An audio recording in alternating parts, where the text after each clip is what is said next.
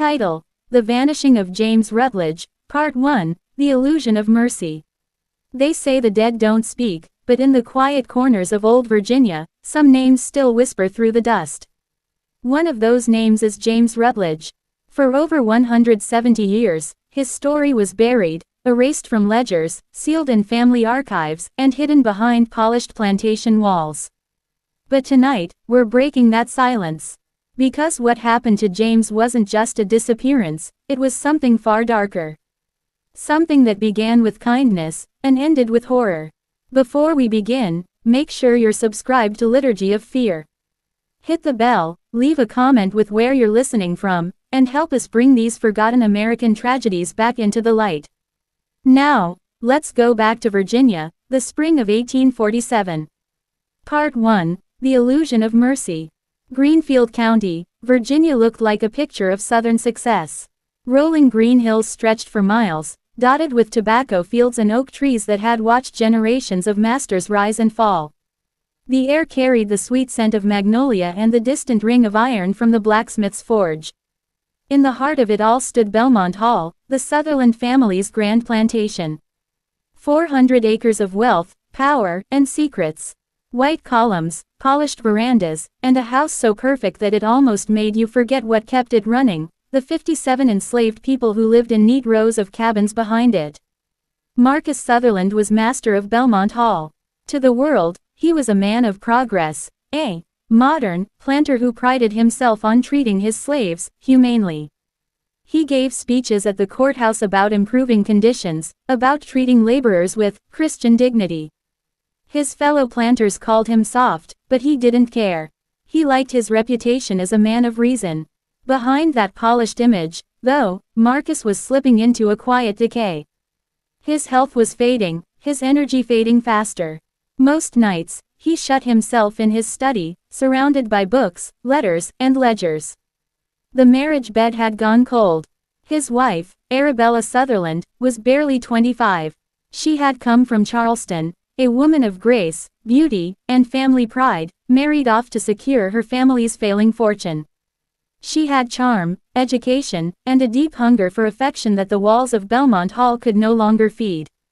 By 1847, Arabella's loneliness had curdled into something dangerous. The grand house felt like a gilded prison. The garden parties, piano recitals, and polite dinners were nothing more than rituals to hide her boredom. And then, one afternoon, she noticed a young man at the forge. His name was James Rutledge. James had been born at Belmont Hall in 1829. His mother, Rachel, worked as a seamstress in the main house, a quiet woman who knew how to survive by keeping secrets. Everyone whispered that James's father was one of the Sutherlands, though no one dared say it aloud. His light brown skin and striking features told their own story. Unlike most enslaved boys, James wasn't sent to the fields. He was apprenticed to Jacob Thornhill, the blacksmith. Day after day, he worked with fire and iron, learning how to shape metal like clay. The work built him, broad shoulders, strong arms, and calm precision in everything he did.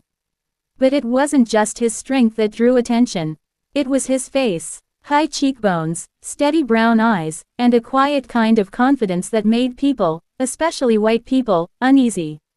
To Arabella, it was something else entirely. The first time she saw him clearly was one humid morning when she passed the forge on her way to the garden. James was bare to the waist, the light glinting off sweat as he hammered iron. The sound echoed like a heartbeat across the yard. For a moment, Arabella froze. Something stirred inside her, something she hadn't felt in years. That moment should have meant nothing. But in the world of Belmont Hall, where power and desire shared the same walls, even a glance could be fatal. In the weeks that followed, Arabella found reasons to pass by the forge more often. She asked for new hinges, fresh iron hooks, repairs to the garden gate. Each time, James bowed his head respectfully, speaking only when spoken to. But his eyes, those calm, unreadable eyes, met hers for just long enough to make her heart race. Word of these encounters began to drift through the quarters. Whispers spread fast in the still air of plantation life. Some of the older women warned James to be careful.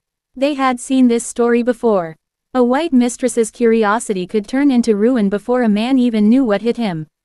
But James didn't believe himself in danger. He worked hard, followed orders, and stayed silent. What he didn't see, what no one saw, was how closely Marcus Sutherland was watching. Marcus had begun to notice small changes in his wife's behavior. A softness when she spoke of the forge. A sudden interest in household repairs. He said nothing at first, though anger began to simmer beneath his calm exterior. For a man who prided himself on control, jealousy was a poison that burned slow and deep.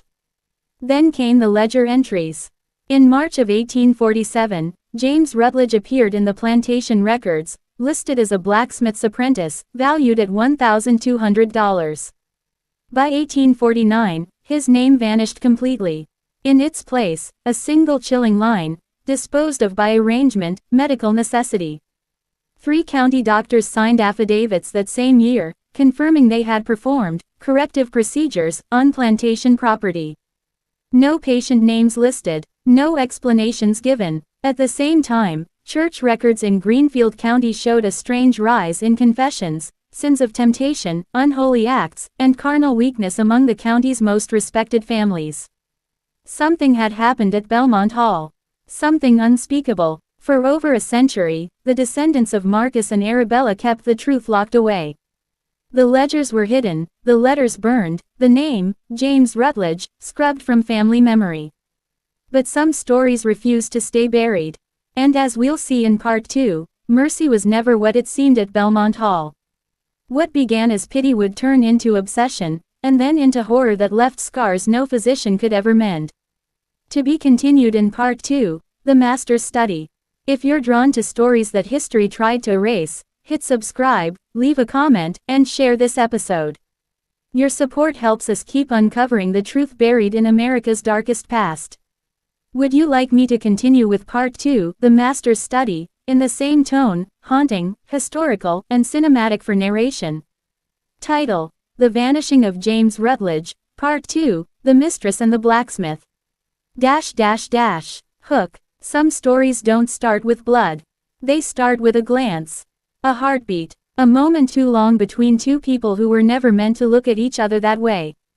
On the surface, Belmont Hall was a symbol of grace and southern charm, but inside those white columns, something dangerous was stirring. What began as curiosity would soon grow into obsession, and from that obsession would come ruin. Before we continue, make sure you're subscribed to Liturgy of Fear. Hit the bell icon and let us know in the comments what state or city you're listening from. These forgotten American stories deserve to be remembered, and your engagement helps keep them alive. Now, let's return to Greenfield County, Virginia, in the spring of 1847, where the tragedy of James Rutledge truly began. Part 2, The Mistress and the Blacksmith. James Rutledge was no ordinary man. Years of work at the forge had given him a body made for labor, broad shoulders, steady arms, and hands strong enough to bend iron. Small scars traced his fingers, badges from countless hours beside the fire. When he worked, every movement seemed measured and precise, as if he and the hammer were part of the same rhythm. But it wasn't his skill that made people notice him. It was his face. James carried features that stood out wherever he went: high cheekbones, warm brown eyes, a calm confidence that seemed almost regal. His mixed heritage gave him a look that the white world around him found both fascinating and unsettling. He walked with quiet dignity, unaware that this very grace would mark him for destruction.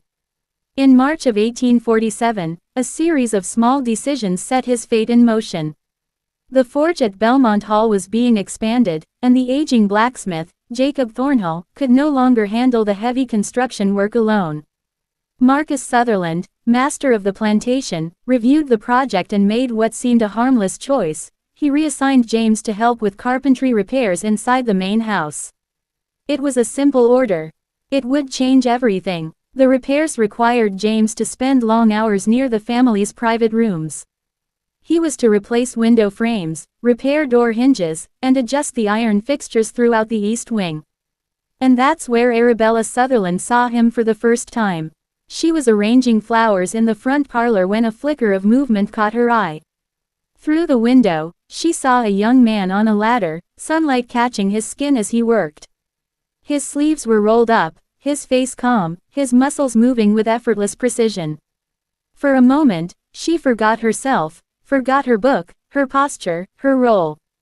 Her heart quickened, and she turned away, cheeks burning, confused by her own reaction. But curiosity has a way of feeding itself. In the days that followed, Arabella began finding reasons to be wherever James was. She claimed the light was best in certain rooms where he worked, or that she wanted to inspect the repairs personally. She timed her walks through the house to cross his path. Each time, James kept his head down, polite and distant, answering only when necessary. He knew the danger. Every enslaved man did. A single look, a misunderstood word, even being in the wrong place at the wrong time could mean a whipping, or worse. But Arabella's attention was different. It wasn't cruel, not at first.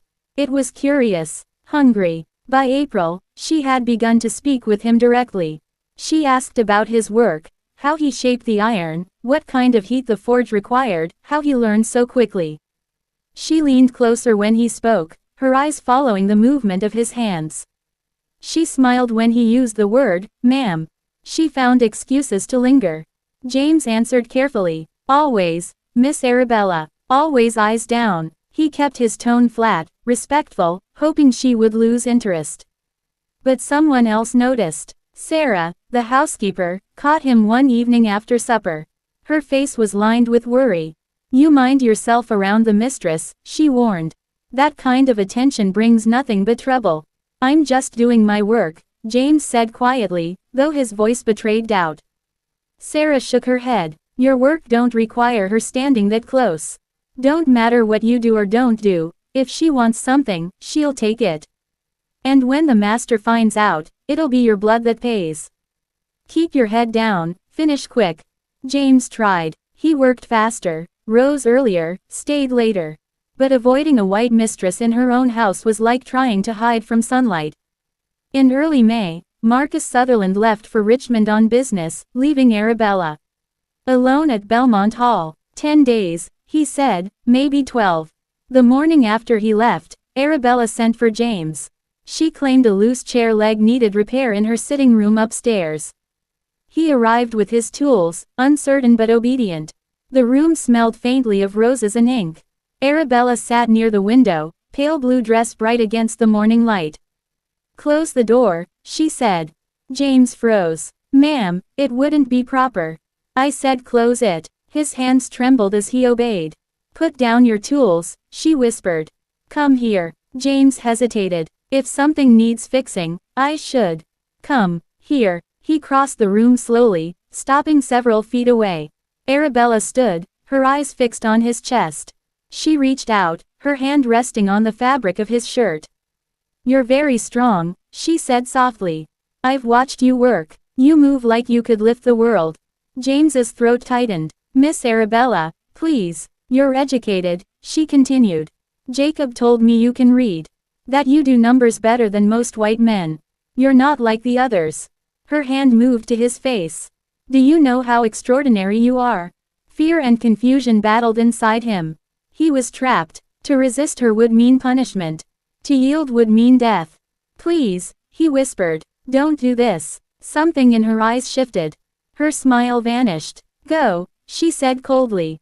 Get out. He left shaking, nearly dropping his hammer as he descended the stairs. That night, he went to Jacob Thornhill's cabin and told him everything. You can't refuse her, Jacob said grimly. But you can't comply either. There's no right path here, son. If we tell the master when he returns, maybe the truth will save you. Maybe. James nodded, though fear hollowed him out. Days passed. He avoided the house, kept to the forge. But Arabella was not finished. When she called him back to her sitting room a week later, her tone was cool, polite. The door was open this time. Sarah was nearby, folding linens in the hall. I owe you an apology, Arabella said smoothly. I was unkind before. I hope we can forget that unpleasant moment. Yes, ma'am, James said. Good. That's wise. Her voice dropped slightly. A lady's reputation is fragile, James. I trust you understand. He did. It was a threat dressed as forgiveness. Over the next month, Arabella began a quiet campaign. She spoke of James to her husband's friends' wives, softly, innocently. She mentioned how bold some of the enslaved men had become, how certain ones acted above their station. She never said his name directly, but everyone knew who she meant. By June, the whispers had spread from the parlor to the courthouse. From the sewing circles to the church pews. People began to murmur that something improper was happening at Belmont Hall. And Marcus Sutherland, proud of his good name, began to listen. What came next would destroy them all.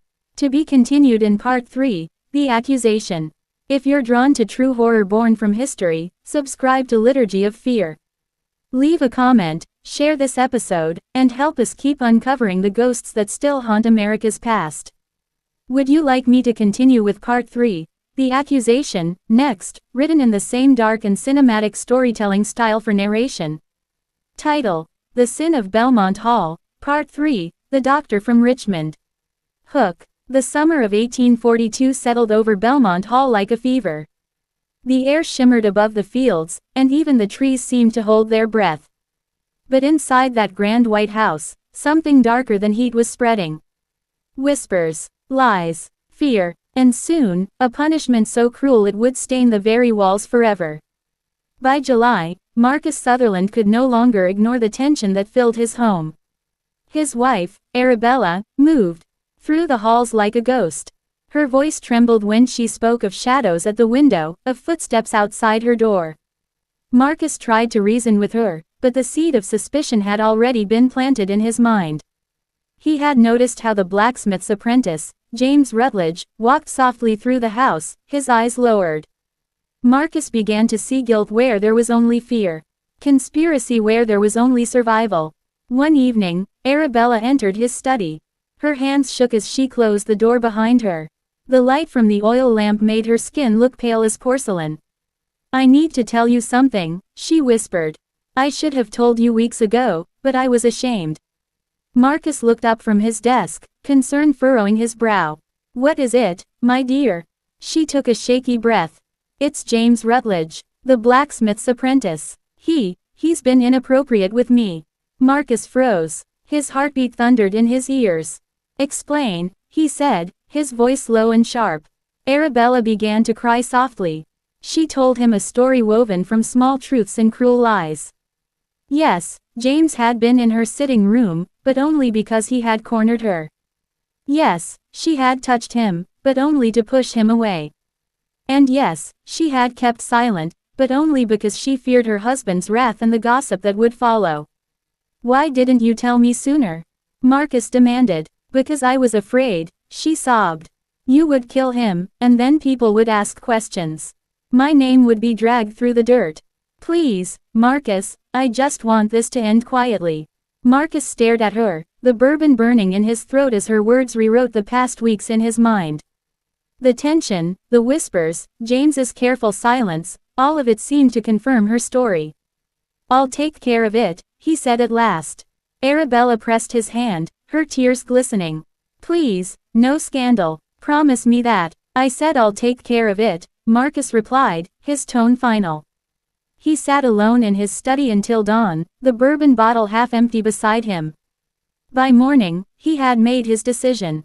James Rutledge would pay, but quietly, with no blood spilled and no rumors whispered in the parlor rooms of Virginia. The next day, Marcus summoned Jacob Thornhill, the old blacksmith. Jacob arrived with his hat in his hands, his face lined with worry.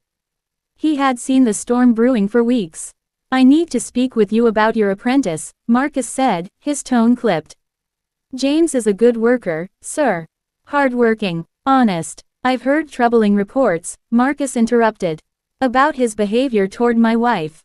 Jacob's stomach dropped. "Sir, James wouldn't." Marcus's gaze turned cold. "Are you calling my wife a liar?" Jacob's throat went dry. "No, sir." "Good. You've been responsible for that boy. His behavior reflects on you." "I could sell him south," Marcus continued, "but I've invested too much in his training. Instead, I've consulted with a medical man from Richmond. Dr. Cornelius Ashby." Jacob frowned. "A doctor?" Marcus nodded. He specializes in a certain procedure. One that removes the base urges from men who can't control themselves. It's humane, effective, permanent. Jacob's eyes widened with horror. Sir, please, don't do this. Sell him if you must, but don't. My decision is final, Marcus said sharply. You'll assist the doctor when the time comes. If you refuse, you'll be sold alongside him. Jacob's shoulders sagged. Yes, sir. That night, Jacob returned to the forge. James was there, hammering hot iron with steady rhythm. When he saw Jacob's face, he set the hammer down. What's wrong? Jacob hesitated, then spoke in a low voice. Pack your things tonight. There's a man 2 counties north, a conductor. He can help you reach freedom. Go before it's too late. James shook his head. If I run, they'll take it out on everyone here. On my mother. On you. Jacob's voice broke. If you stay, they'll destroy you, boy. James looked at him calmly. I already know what they plan to do. I've heard stories from men who came up from the deeper south. I can't run, Jacob. None of us ever could. He picked up the hammer again and struck the glowing metal. But I can endure it. Dr. Cornelius Ashby arrived at Belmont Hall the following Tuesday in a black carriage. He was a thin man with sharp eyes and the calm detachment of someone who had long ago stopped seeing his patients as people. Marcus met him at the door and led him upstairs to a room prepared for the operation. Clean linens covered the table. Buckets of water stood ready. The instruments, knives, clamps, and something that looked like a branding iron, gleamed in the sunlight. The subject is healthy? Ashby asked. Strong. No illnesses, Marcus replied. Good. I'll need men to hold him. The pain will be severe. At 2 o'clock, James was summoned. Jacob walked beside him, silent and pale. They climbed the narrow stairs, past the portraits of long-dead Sutherlands. At the end of the hall stood Samuel Hicks, the overseer, with 2 field hands. Go on in, Hicks muttered. Inside, Marcus waited by the window. Doctor. Ashby arranged his instruments. James, Marcus said, you've brought this on yourself. The doctor will perform a procedure to ensure you never act on improper desires again. James looked at the table, at the tools, at the faces around him. His eyes met Marcus's. I understand, he said quietly. Have you anything to say? James held his gaze. Only that you'll see what you've done long after I'm gone. Marcus flinched but said nothing. The doctor nodded to the men. Hold him. What followed was 20 minutes of horror. The sound of steel, the muffled screams, the smell of blood and antiseptic filled the room. Downstairs, in the kitchen, Sarah Rutledge gripped the table and wept as her son's cries echoed through the floorboards. In the forge, Jacob drove his fist through a window, the glass cutting deep into his skin. And when it was over, the doctor washed his hands and said, he'll live. But he'll never be the same. Belmont Hall stood silent in the heavy July air, the cicadas humming outside like a dirge for the dead thing that once was James Rutledge's soul. To be continued in Part 4. Call to action. If this story chilled your bones, don't forget to subscribe, share, and comment to uncover what happens next at Belmont Hall. Title: The Sin of Belmont Hall, Part 4, The Silence That Followed. When the screams stopped, the silence was worse. It hung over Belmont Hall like a curse, creeping through every hallway, every locked room, every restless dream. What happened in that upstairs chamber should have been forgotten. But evil never stays buried, it lingers, whispering through the walls that remember. For 3 days, James Rutledge lay in a fevered haze.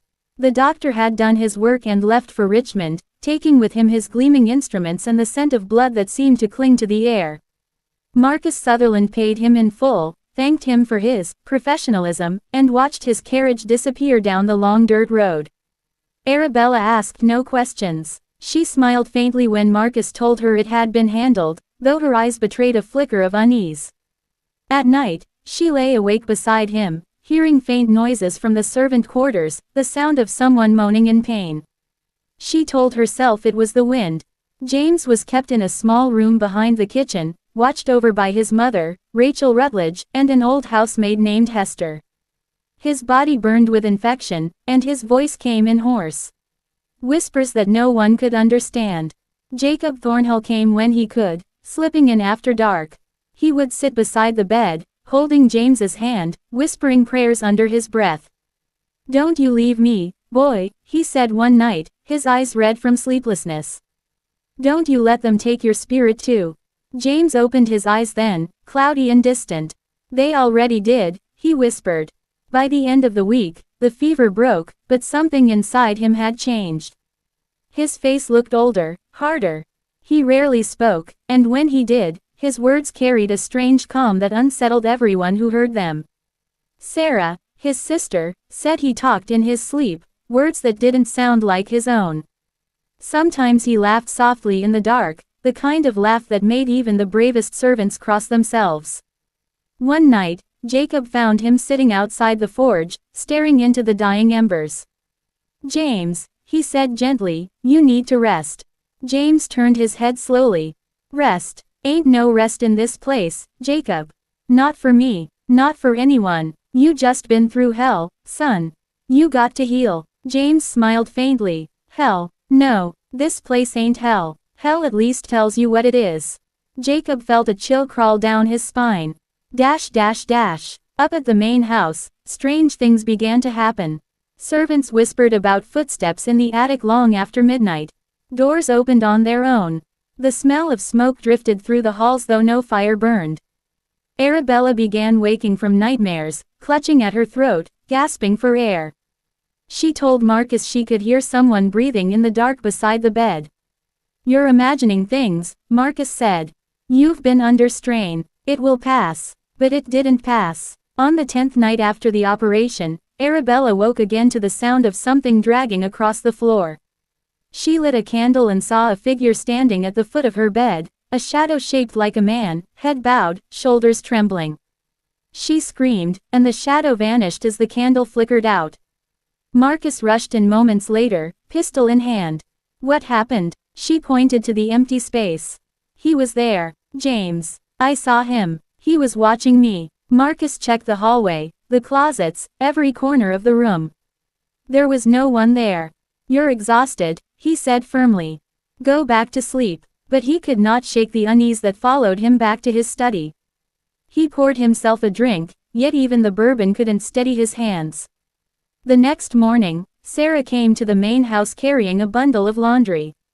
Arabella met her in the hallway and studied the young woman closely. "How is your brother?" she asked. Sarah hesitated. "Quiet, ma'am, but working again." "Working?" Arabella frowned. "So soon?" "Yes, ma'am. He went back to the forge yesterday." Arabella's lips tightened. "Tell him he is not to come near this house. Not ever again." "Yes, ma'am." Sarah turned to leave, but before she could go, Arabella spoke again. "Sarah, does your brother ever speak of what happened?" Sarah met her eyes. "No, ma'am, but sometimes he laughs in his sleep." That night, Arabella couldn't eat. She claimed the meat tasted spoiled. Marcus told her to stop imagining things.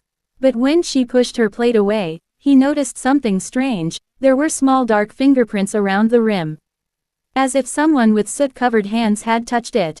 The servants swore the dishes had been clean spotless. 2 days later, the overseer, Samuel Hicks, failed to show up for morning rounds. Marcus sent a boy to fetch him. The boy returned pale as chalk. "Sir," he stammered, "you better come see." They found Hicks behind the barn, lying face down in the dirt. His eyes were open, mouth frozen in a silent scream. There wasn't a mark on his body, except for one thing. His tongue was missing. Marcus stood over him, unable to speak. When he finally did, his voice trembled. "Find out who did this. Search every cabin, every field." The search turned up nothing. No footprints, no blood, no weapon. Just silence. That night, Jacob visited the forge and found James working alone, shirtless despite the cold. The firelight cast strange shadows across his face. "James," Jacob whispered, "you heard what happened." James didn't look up. "I heard. Did you have something to do with it?" James lifted his gaze then, and Jacob took an involuntary step back. His eyes were dark, darker than any human eyes should be. "I didn't touch him," James said quietly. "But I reckon something else did." "Something else?" James smiled faintly. This place took everything from me. Maybe it's giving something back. In the main house, Arabella's health began to fail. She grew pale, nervous, always looking over her shoulder. She swore she saw soot prints on her dressing table, hand-shaped marks that faded when anyone else looked. Marcus called for the doctor, but Arabella refused to let him in. "It's not sickness," she whispered. "It's him. He's here." That night, as thunder rolled over the plantation, she woke again to the sound of footsteps. The door to her room creaked open. "Marcus," she called. No answer. She raised her candle, and saw a figure standing in the doorway. The light flickered, catching the glint of something red on the man's chest. Arabella screamed. The candle fell. The flame caught the edge of the curtains. Within seconds, fire roared through the room. Marcus burst in and dragged her out, choking on smoke. Servants ran for buckets, shouting and praying. The fire was put out before it spread, but the bedroom was blackened. The next morning, Marcus returned to inspect the damage. On the wall, above the burned bed, was a single handprint pressed into the soot. It was large, strong, and clearly made by someone who worked with iron. And it was still warm. To be continued in Part 5. Call to action. If the fire of Belmont Hall still burns in your mind, make sure to subscribe, share, and comment to uncover what comes next in this haunting saga. Title: The Sin of Belmont Hall, Part 5, The Night of the Blacksmith's Ghost. The fire in Arabella's room was supposed to be the end of it. The servants whispered prayers, Marcus blamed a fallen candle, and the charred smell was scrubbed from the walls. But Belmont Hall was not cleansed that night, it was awakened. What burned in that room was not firewood or linen. It was guilt, and guilt, once set alight, never dies quietly. By August, the air around Belmont Hall felt heavier. Even the horses refused to go near the east side of the house where the fire had been. Dogs that once slept under the porch now barked into the night, their fur bristling as if they saw something no human could. Marcus Sutherland told himself the noises in the walls were rats, that the cold drafts that came even in the Virginia heat were tricks of the wind. But he could not explain why the mirrors fogged over in the mornings, even when there was no humidity. Or why, when the fog cleared, there were fingerprints on the glass, black, smudged, shaped like a man's hand. Arabella barely left her room. Her beauty had faded into a ghost of itself. She moved through the house like a shadow, speaking only in whispers. She refused to let the lamps burn at night, saying the light made the figure come closer. At dinner one evening, Marcus tried to speak to her. "You need rest. The doctor can bring medicine." Arabella shook her head. "No medicine can fix this. You don't understand, Marcus. I see him. James is alive," Marcus said sharply. "He's at the forge. You hear the hammer every morning." Her eyes filled with tears. "I don't mean the man. I mean what's left of him." Marcus slammed his hand on the table. Enough of this talk. But that night, he, too, heard something that turned his blood cold.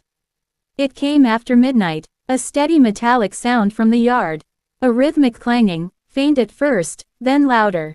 Clang, pause, clang, pause. Marcus rose from bed, pulling on his robe.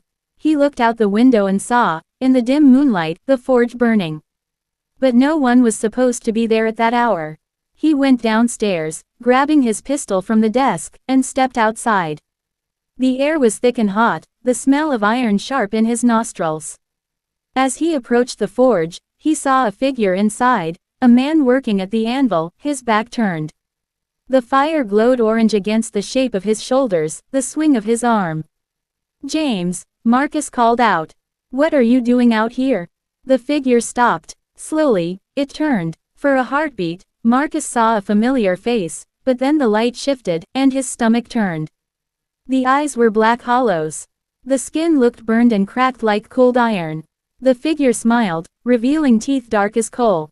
Marcus stumbled backward, his pistol shaking. "Stay back." The man didn't move. He just whispered, "Master." The word hissed like steam from a furnace. Marcus fired. The shot exploded through the quiet night. When the smoke cleared, the forge was empty. Only the echo of the hammering remained, faint and fading. At sunrise, Jacob Thornhill found Marcus still standing near the forge, white as chalk. The gun was on the ground, unfired. "Sir," Jacob said carefully, "are you all right?" Marcus didn't answer. His eyes stayed fixed on the anvil. Jacob followed his gaze, and froze. There, burned into the iron surface, was a single word. Liar. In the following days, the haunting grew bolder. Doors slammed without cause. The temperature dropped so suddenly that candles snuffed out on their own. Servants began leaving the property one by one, too frightened to stay. Sarah begged Marcus to let her family go. "Please, sir, the Lord's trying to tell us something. This house ain't right no more." Marcus refused. No one leaves until the harvest is done. But harvest never came. The tobacco withered before cutting, the leaves curling black under the sun. That night, Rachel Rutledge, the woman who had given birth to James, walked barefoot to the main house. Her eyes were hollow but calm, her voice barely a whisper when Marcus met her at the door. "You brought something evil into this place," she said. "And now it's coming for you." "Get off my property," Marcus growled. Rachel didn't move. "You think you can silence a man's pain by cutting it out of him?" "No, Master Sutherland. Pain grows roots. It finds its way back." She turned to leave, and Marcus saw something in her eyes that chilled him to the bone. Pity. That night, the storm rolled in. Rain beat against the windows, thunder shook the rafters. Marcus sat alone in his study, bourbon bottle beside him, staring into the fire. He thought about everything, the whispers, the screams, the fire, the word burned into the anvil. And for the first time, he began to wonder if Arabella had lied. Outside, lightning flashed across the fields. He thought he saw someone standing among the trees near the forge. When the thunder came, the figure was gone. Then came the footsteps. Slow, deliberate, crossing the hall outside his study. Marcus rose, pistol in hand. "Who's there?" The door creaked open. A gust of cold air blew out the fire. The room plunged into darkness. And then he heard it. The sound of metal scraping against metal.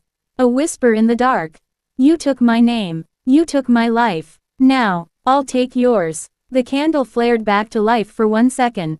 Marcus saw a face, burned, hollow, yet alive. He screamed, firing the pistol. The shot shattered a mirror. When the servants found him the next morning, Marcus was slumped in his chair, eyes open, pistol in his hand. There wasn't a mark on his body. But the floor beneath him was scorched. The wood blackened in the shape of a man's shadow. Arabella didn't cry when they buried him. She stood at the grave in silence, dressed in black silk, her hands trembling. Jacob and Rachel watched from a distance. After the funeral, Arabella returned to the house. That night, she sat in the same study, staring into the fire as Marcus once had. The house was empty now. The servants had gone, the air thick with dust and whispers. She poured herself a drink, her hands shaking. "It's over," she said softly. "It has to be over." But when she raised the glass, she saw it, her reflection in the window. And behind her, a second reflection. A man, burned, waiting. The glass shattered in her hand. Blood dripped down her wrist. In the window pane, the reflection smiled. To be continued in Part 6. Call to action. The fire of Belmont Hall burns hotter with each secret revealed. Subscribe, share, and comment if you dare to face what still waits in the dark. Title: The Sin of Belmont Hall, Part 6, The Whispering Portrait. When the living no longer listen, the dead find other ways to speak. After Marcus Sutherland's mysterious death, Belmont Hall fell under Arabella's care.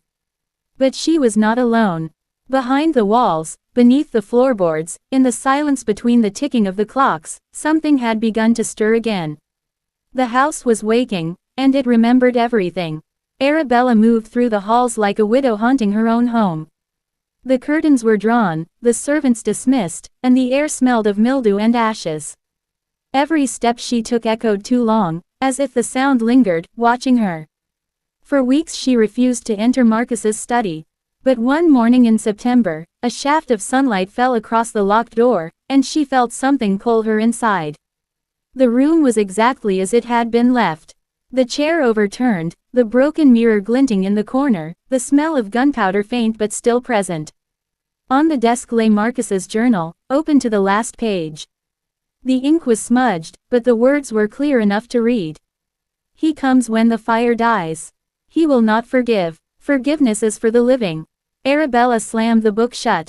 She wanted to believe it was all madness, grief, the fever of guilt, but when she turned toward the window, she saw it. Marcus's portrait. It had once been a fine piece, painted in Richmond, capturing his sharp gaze and commanding posture. But now, the paint had darkened. The face seemed to shift when she looked at it from the corner of her eye. The mouth looked crueler. The eyes seemed alive. She stepped closer. Her breath caught. The eyes of the painted Marcus were no longer blue. They were black. That night, the rain returned. Lightning flashed across the plantation, revealing the skeletal branches of the magnolia trees. Arabella sat by the fire, clutching her shawl tight. She tried to read, but the pages quivered. The wind whispered against the glass, and a voice seemed to move with it.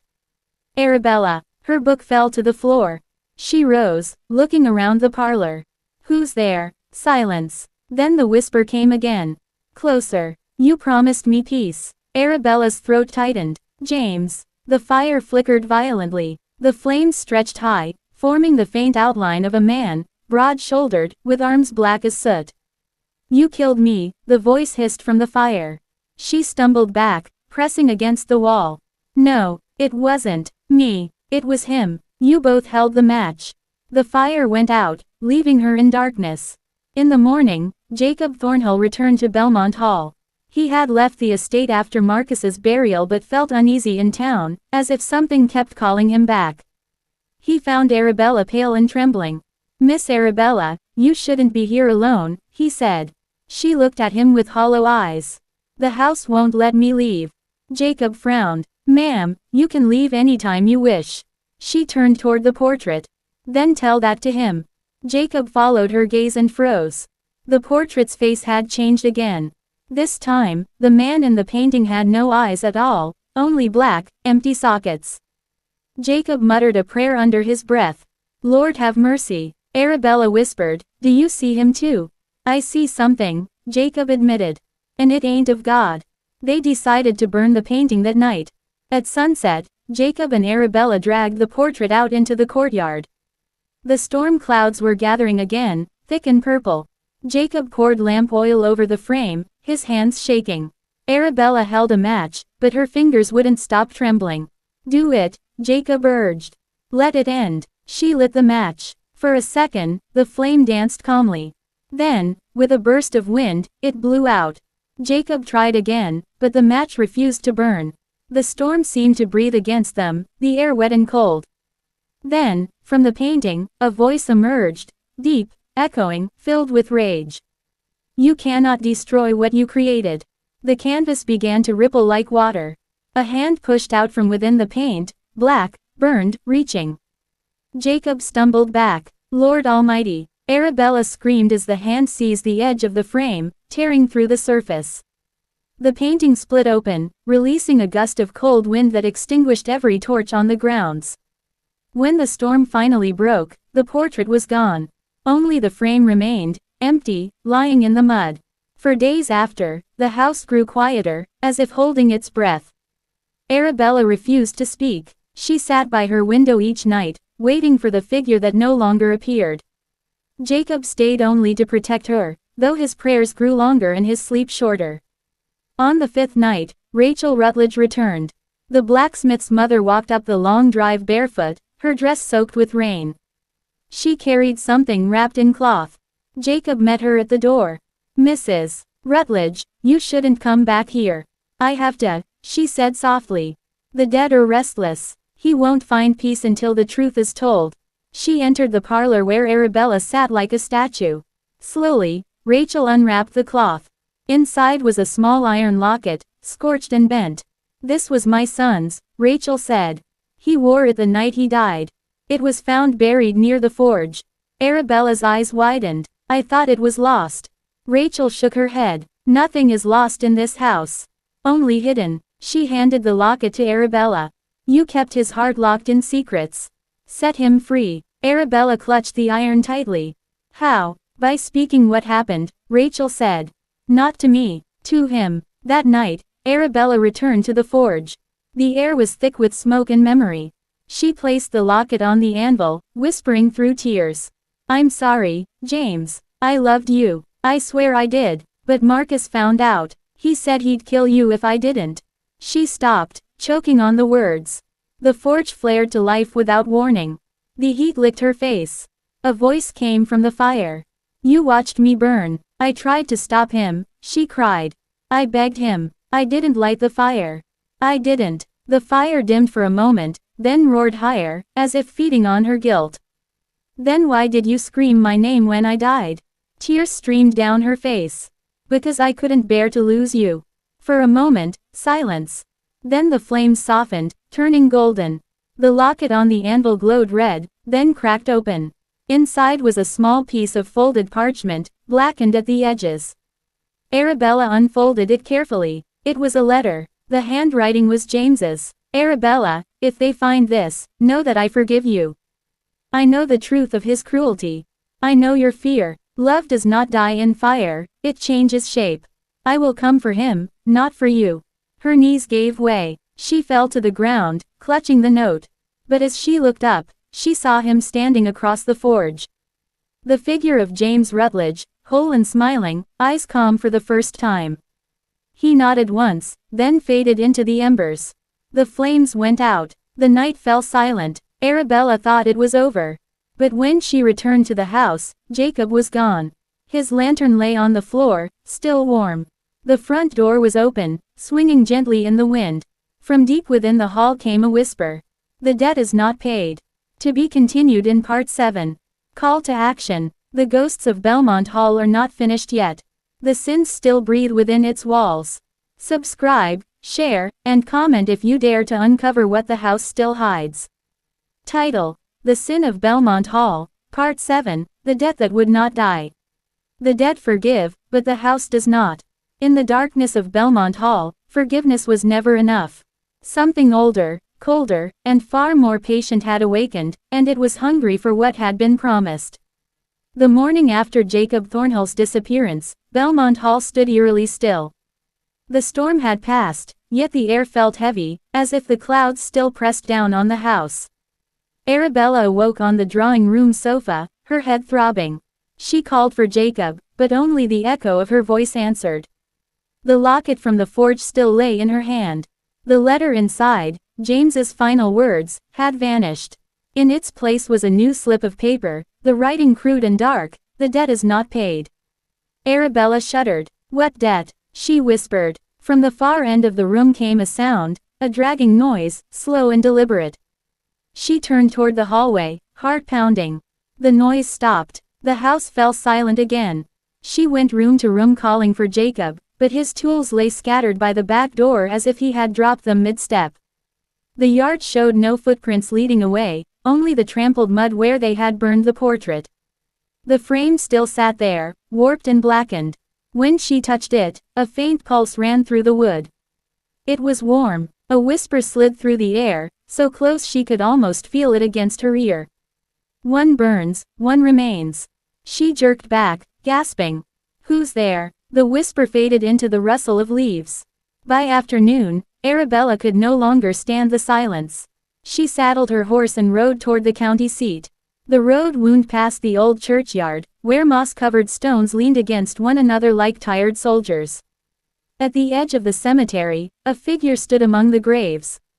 It was Rachel Rutledge. Arabella slowed her horse. "Mrs. Rutledge, what are you doing here?" Rachel looked up, her face pale, her eyes hollow. "He's calling again." "Who?" Rachel's gaze drifted past her toward the distant line of trees. "All of them." Arabella dismounted and stepped closer. "What do you mean?" Rachel pointed toward the church. "There are others buried without name. Slaves who died on that land long before you came. Marcus used them, worked them till their bones broke.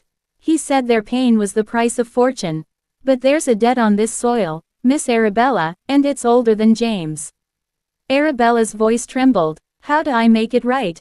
Rachel's lips quivered. "You don't. You survive long enough to see who comes to collect." That night, the bells in the church began to ring. No one was there to pull the ropes, yet the sound carried over the hills, deep and mournful. Inside Belmont Hall, Arabella woke to the tolling. Her candle had gone out.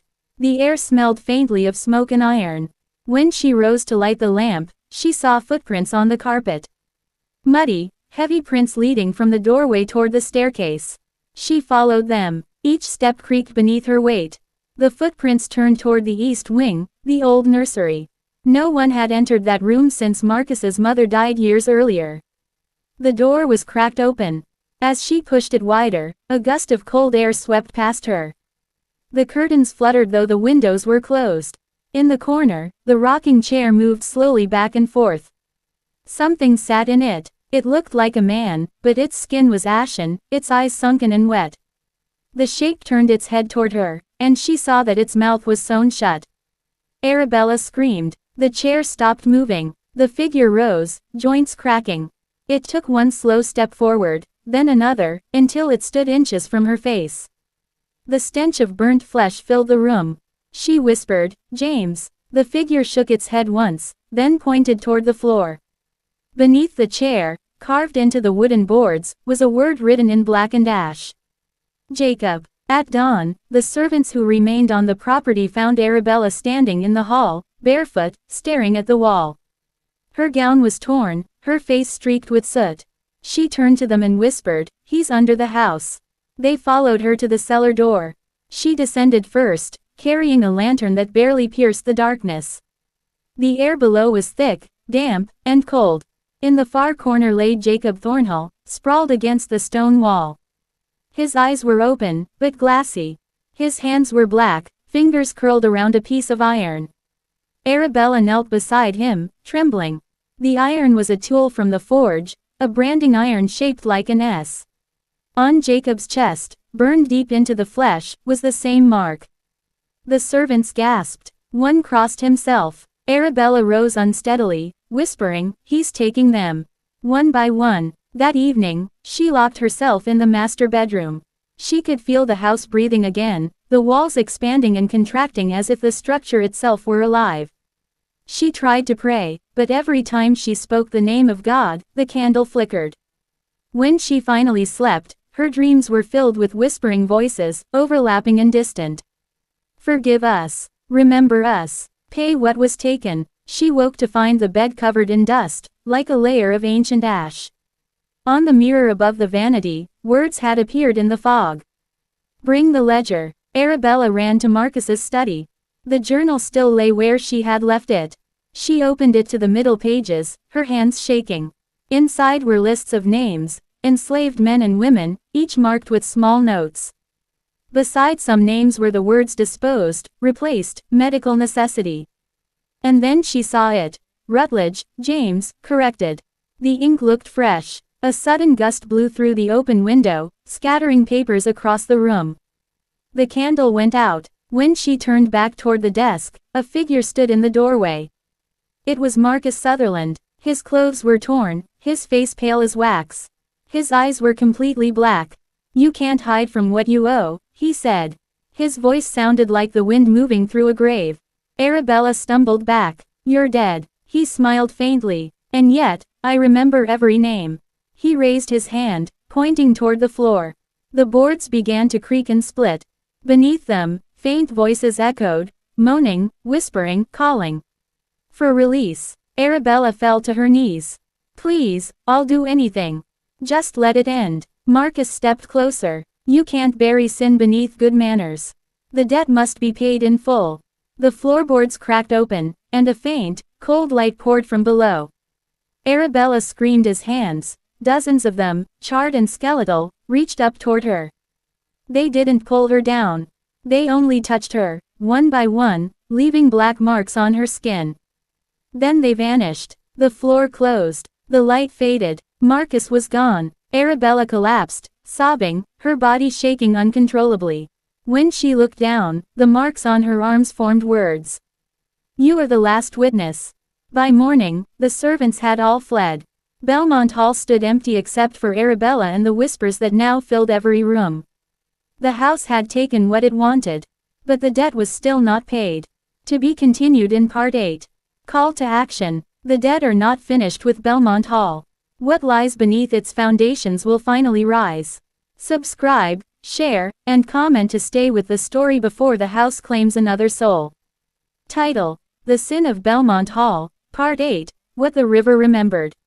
By the time the Nottoway River began to flood its banks, everyone in Greenfield County whispered the same thing: the river was angry.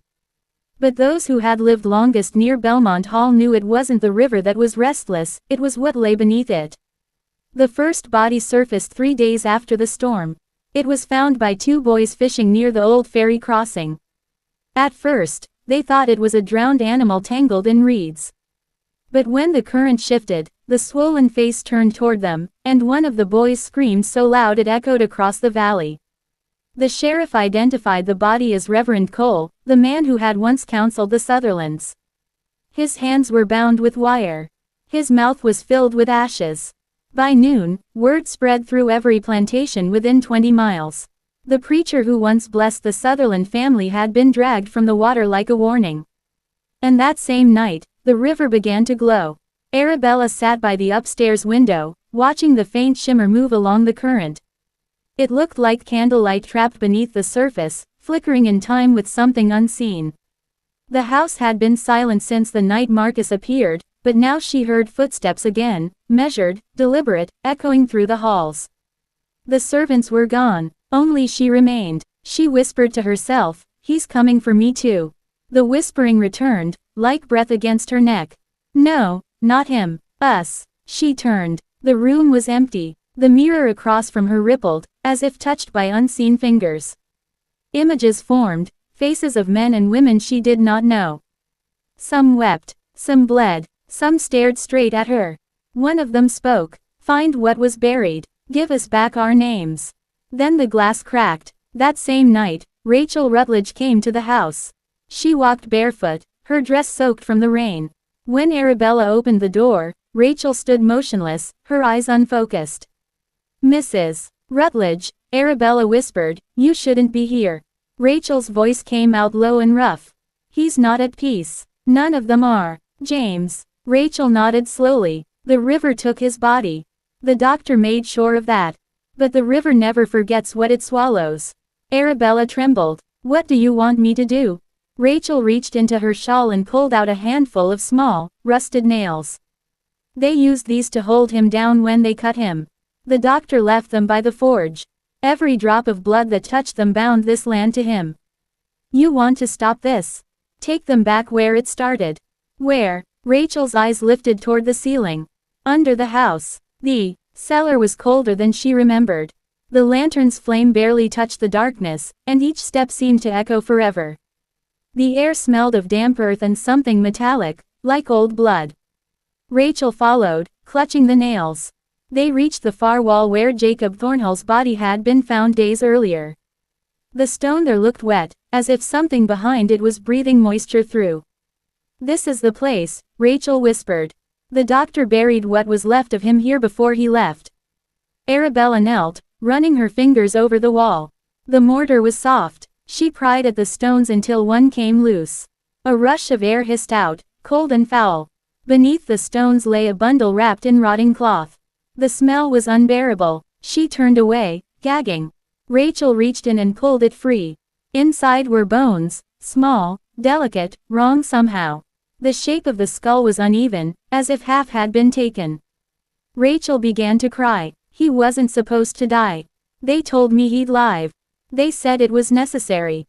Arabella stared at her. "You knew." Rachel's sobs turned to laughter, harsh, broken. "I was there. I begged them to stop. But the doctor said he'd be made pure. That the Lord would forgive him after." She dropped the bundle. The bones clattered to the floor. The sound was sharp as thunder. The lantern flickered out. In total darkness, Arabella heard whispers circling them. Dozens of voices. Some angry, some pleading. The ground beneath them began to tremble. Water seeped through the cracks in the floor, filling the cellar with the smell of the river. Rachel clutched Arabella's arm. "It's too late. He's waking." "What do you mean?" Rachel's voice broke into a scream. "You opened the grave." The walls shuddered. A deep, resonant sound rolled through the earth, not like thunder, but like something breathing from below. Arabella stumbled back, the water now up to her knees. Through the murky flood, she saw movement, a pale hand rising from beneath the stones, fingers black with rot. The hand gripped the edge of the wall and pulled. Rachel shrieked and fell to her knees. James, my boy. But the thing that rose from the water was not James. It was taller, its shape blurred, its face hidden beneath a slick layer of mud and moss. It reached for Rachel, its fingers brushing her cheek. She smiled through her tears. You can rest now. Then the creature's grip tightened around her throat. Arabella screamed, but the sound drowned beneath the roar of the water. The figure dragged Rachel beneath the surface. Bubbles rose, then silence. The lantern sputtered back to life on its own. The cellar was empty. The water was gone. Only Rachel's shawl remained, floating in a puddle. On the stone wall, new words had appeared, drawn in what looked like soot. The river remembers. By morning, the Nottoway had risen high enough to flood the plantation fields. Trees bent under the weight of water. The main road was gone, swallowed by the current. Arabella stood on the porch, watching the river creep closer to the steps. The house groaned. The air felt charged, alive. From somewhere deep inside the structure came the faint sound of a bell. Not the church bell this time, but a smaller one. The bell Marcus had used to summon servants. It rang once, twice, then stopped. Arabella turned slowly toward the doorway. A trail of wet footprints led across the floor and vanished into the hall. She followed them to the parlor. The portrait of Marcus and Arabella, long thought destroyed, now hung perfectly centered on the wall. The fire beneath it burned blue. In the painted image, Marcus's eyes were open. And next to him, where there had once been only Arabella's likeness, now stood another figure. James Rutledge. His painted eyes turned as she watched, meeting hers. The sound of the river outside grew louder, rushing against the foundations. The floorboards shivered beneath her feet. Then, from deep below, a voice rose through the house, soft and steady. We remember you, Arabella. She clutched her chest, gasping. What do you want from me? The voice answered, closer now. The truth. That night, the flood reached Belmont Hall.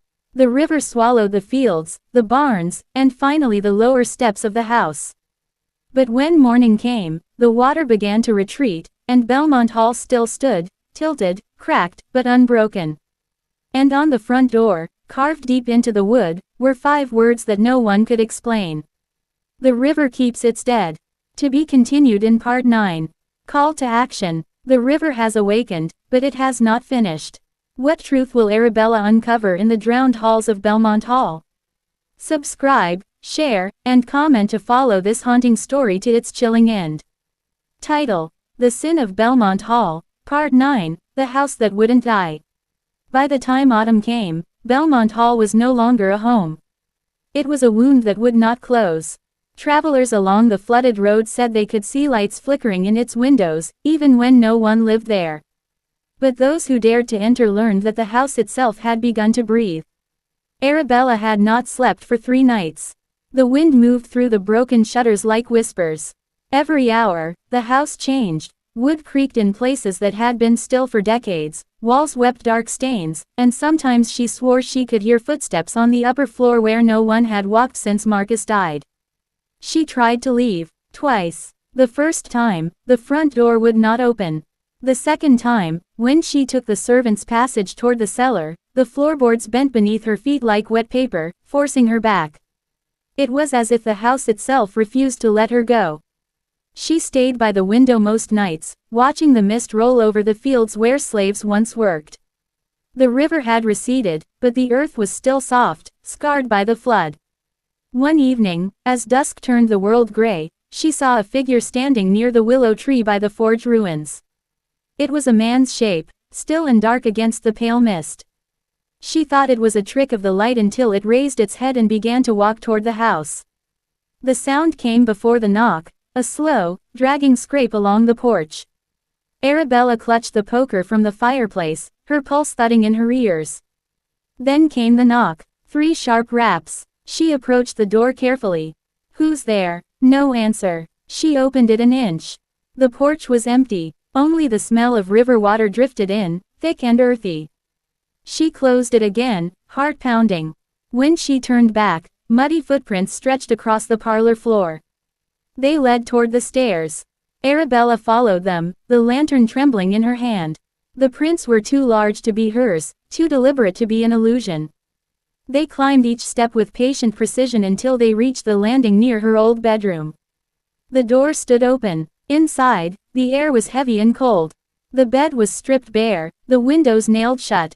On the vanity, a single object waited, a length of rusted chain, coiled like a serpent. She stepped closer. The lantern light flickered across the mirror above the vanity. Her reflection was not alone. Behind her stood Marcus. His skin was pale and drawn, eyes black as coal. He wore the same waistcoat from the day he died, but the fabric hung loose, as if soaked and dried too many times. Arabella froze. "You're dead." Marcus's lips did not move, but his voice filled the room. So were they. She stumbled back, nearly dropping the lantern. "Why are you here?" "To finish what you began," the voice said. "You called it justice. You called it order. But it was murder, and the house remembers every breath of it." "I didn't kill him," she whispered. "I didn't touch him." Marcus's head tilted slightly. "You didn't need to. You only had to lie." The glass of the mirror cracked down the center, splitting her reflection in two. From within the fractured surface, a faint hum began, a low, rhythmic sound, like distant hammering. The sound of the forge. Downstairs, the walls began to tremble. The hammering grew louder, echoing from the direction of the old forge that had collapsed years ago. Arabella ran to the window. Through the mist, light flared, an orange glow pulsing like a heartbeat. The forge was burning. She threw open the back door and stepped into the yard. The ground was wet and uneven, sucking at her shoes. Each step took more strength than the last. The smell of iron filled the air. When she reached the ruins, the sight stopped her cold. The forge stood whole again. Flames danced in its belly. Tools hung neatly on the walls. And at the anvil, hammering with calm precision, stood James Rutledge. He was not as she remembered. His eyes glowed faintly, his skin marked by thin lines of light that traced the veins beneath. He lifted the hammer, struck once more, and sparks flew. Arabella's voice trembled. "James, please. I never meant for any of it to happen." He looked up slowly. "You meant for me to be silent. And I was. But silence has weight, Mrs. Sutherland. It drags everything down eventually." The fire brightened, illuminating the ghosts that ringed the forge, Jacob Thornhill, Sarah, Rachel, and others Arabella had seen only in dreams. Their faces were calm now, but their eyes were fixed on her. "What do you want from me?" she cried. James lowered the hammer. "A confession. For what? You think words can undo what was done?" He stepped forward, the light around him flickering. "Not for us. For you." The ground trembled again. The walls of the forge shimmered and began to melt away, replaced by the image of the second-floor room where the operation had taken place. The table, the instruments, the blood-stained sheets. Arabella screamed. "Stop it." James's voice grew deeper, layered with others. "Tell them the truth." She fell to her knees. "It wasn't me. It was Marcus. It was the doctor. I tried to stop it." The ghosts watched silently. Then the air grew colder, and a new voice joined them, a soft southern drawl that carried both sorrow and fury. Marcus stepped through the illusion, his form clear now. "You didn't stop it. You started it. You whispered your lies and I believed them. You killed him with words." Arabella backed away. No, I was frightened. I didn't know what would happen." Marcus smiled faintly. "You did. That's why you cried afterward." He turned to James. "You want justice. Take it." But James shook his head. "Justice isn't mine to take. It's hers to give." He reached out his hand.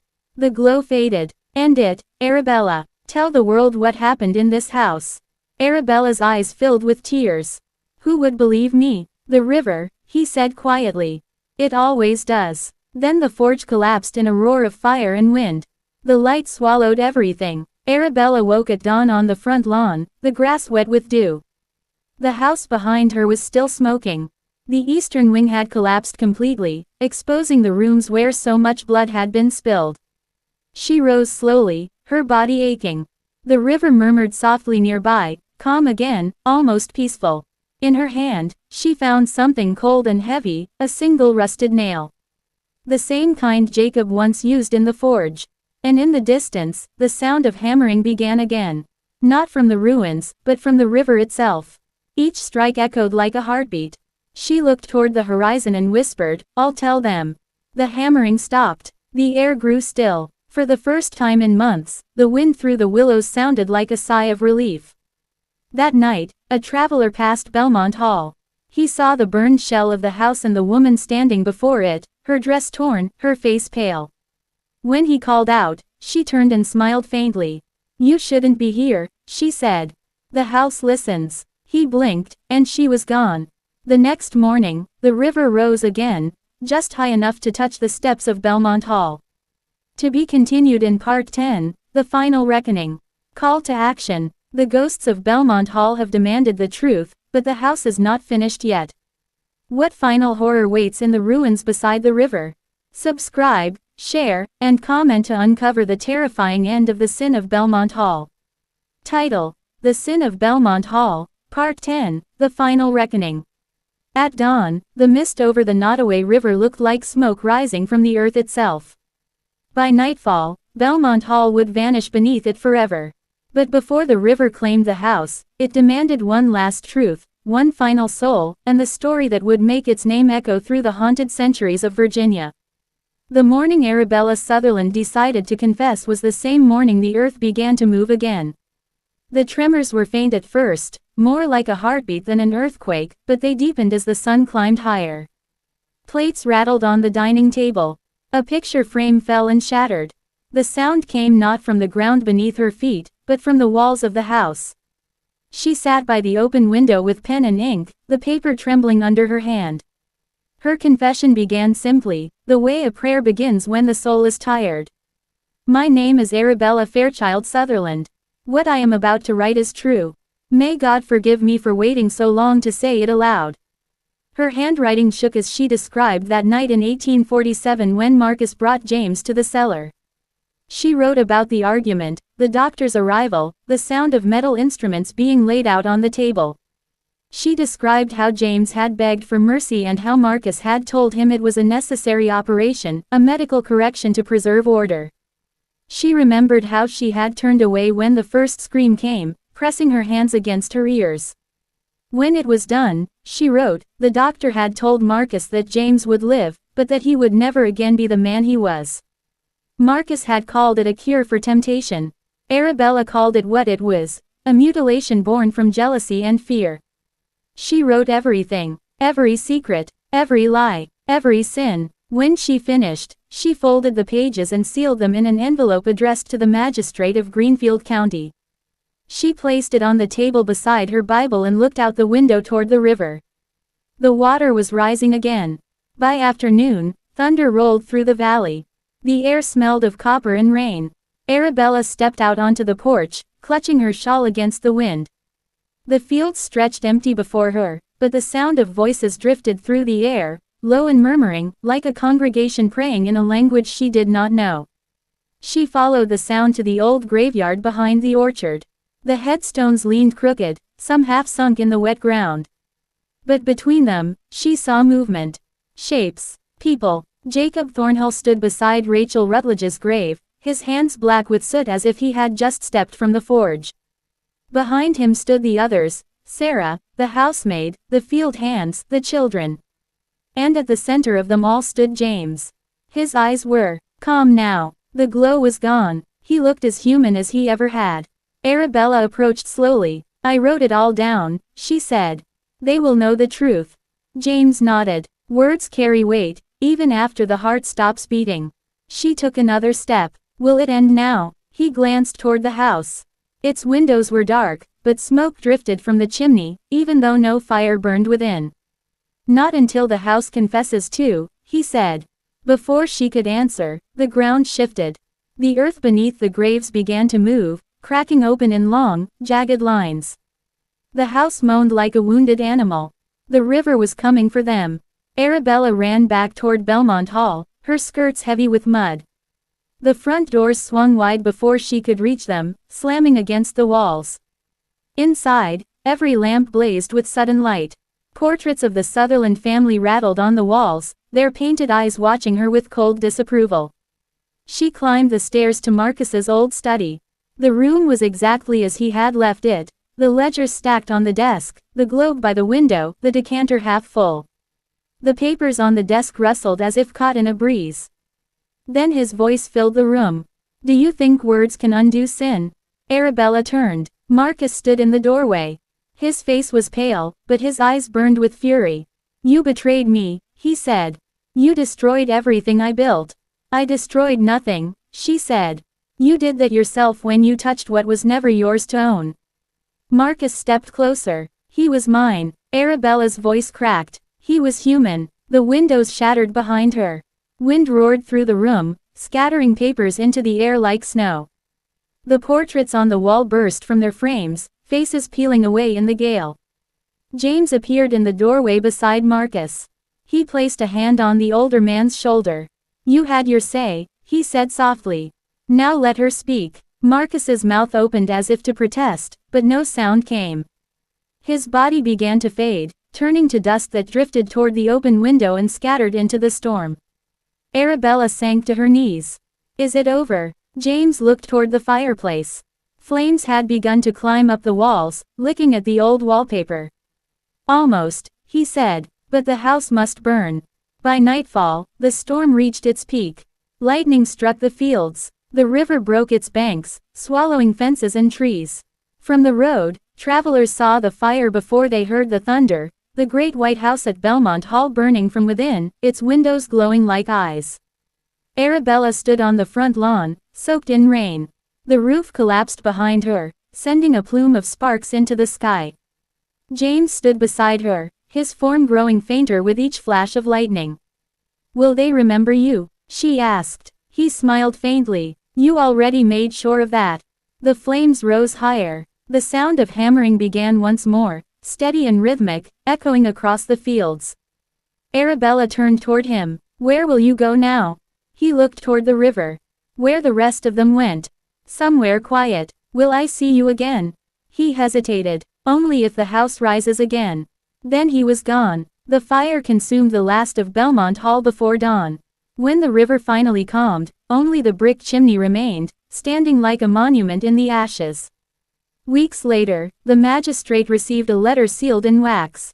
The confession of Arabella Sutherland.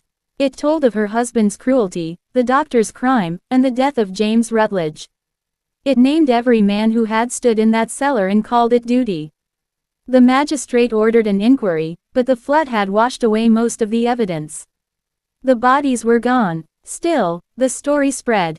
Preachers used it as a warning. Children whispered it at night, and travelers who passed the old site of Belmont Hall claimed that, when the fog settled, they could hear the sound of a hammer striking metal from beneath the earth. The river never flooded there again. But on quiet nights, when the wind moved through the willows, it sounded like someone breathing. Years later, a new family built a farmhouse near the ruins. Their little girl found a single iron nail by the riverbank. When she showed it to her mother, she said, "It's warm." Her mother smiled. "That's just the sun, dear." But when the child placed it on the windowsill, the sound of faint hammering began again. Belmont Hall is gone, but its story still haunts the riverbanks of Virginia. If you felt the weight of its secrets and the sorrow of its ghosts, help keep this history alive. Subscribe, share, and comment to honor the lost voices of the Sin of Belmont Hall. The end.